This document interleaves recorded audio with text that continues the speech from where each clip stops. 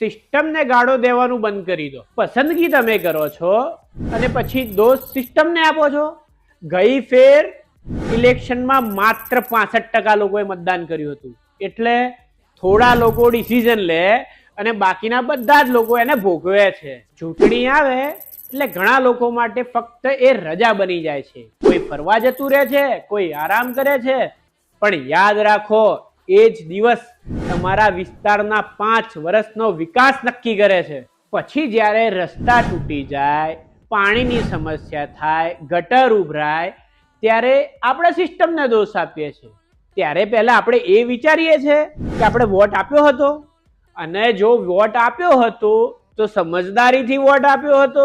કોર્પોરેટરની જવાબદારી છે કામ કરવાની, પરંતુ સાચો અને કાર્યશીલ કોર્પોરેટરની નિયુક્તિ કરવી એની જવાબદારી છે આપણી.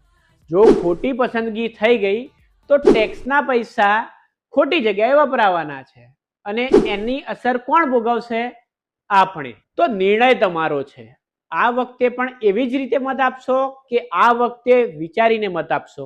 તો આ ચૂંટણીમાં મતદાન આપવા ખાતર આપવું એના કરતા જવાબદારીથી મત આપવો, કારણ કે સાચા અને જવાબદાર મતદાર વગર સારી સિસ્ટમ શક્ય નથી. તમને શું લાગે છે, તમારા વોર્ડનો સૌથી મજબૂત અને કાર્યશીલ કેન્ડિડેટ કોણ છે?